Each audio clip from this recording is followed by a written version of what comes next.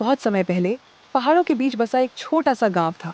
एक ऐसा गांव जहां हर शाम हल्की ठंडी हवा चलती थी और चारों तरफ सिर्फ पेड़ों की सरसराहट और बहती नदी की मीठी आवाज़ सुनाई देती थी। उस गांव के किनारे एक रहस्यमयी नदी थी जिसे लोग सपनों की नदी कहते थे। कहते हैं जो भी इस नदी के किनारे बैठकर अपनी आंखें बंद करता और उसकी बहती धारा को सुनता, उसे बहुत ही सुंदर और शांत सपने आते थे। गांव में एक छोटी बच्ची थी जिसका नाम नायरा था। नायरा को रात में नींद नहीं आती थी। उसकी आंखें बंद होते ही उसके मन में ढेर सारे ख्याल घूमने लगते थे। कभी बीते हुए दिन की बातें, कभी कल की चिंताएं, तो कभी अनजाने डर।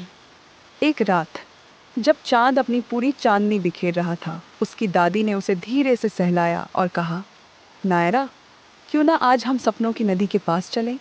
वहां चलकर बस उसकी आवाज़ सुनते हैं। नायरा का मन थोड़ा शांत हुआ और वो अपनी दादी का हाथ पकड़कर चल पड़ी।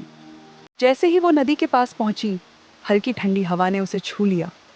उसकी दादी ने उसे पास बैठाया और कहा, बस अपनी आंखें बंद करो और इस नदी की मीठी आवाज़ को सुनो।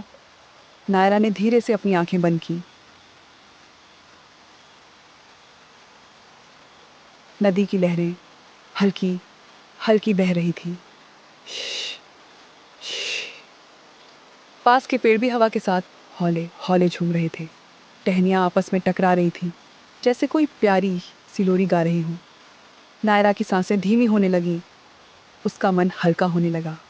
धीरे धीरे उसे ऐसा लगा जैसे वो हवा में तैर रही हो, जैसे उसकी सारी चिंताएं नदी की धारा में बह रही हों। वो हल्की महसूस करने लगी, जैसे वो पानी की तरह बह रही हो।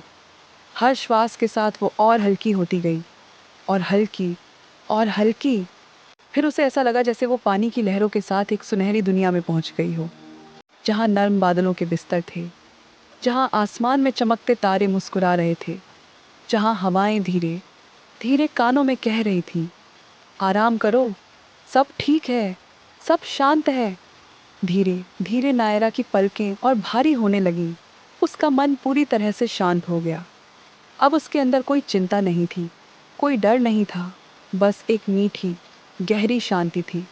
और फिर वो धीरे धीरे नींद में समा गई, सपनों की नदी की लहरों के साथ। अब आप भी अपनी सांसों को महसूस करें, हर श्वास के साथ हल्के होते जाए और सपनों की नदी की तरह बहते जाए, बहते जाए, बहते जाए। अब बस आराम करें। शुभ रात्रि, स्वीट ड्रीम्स।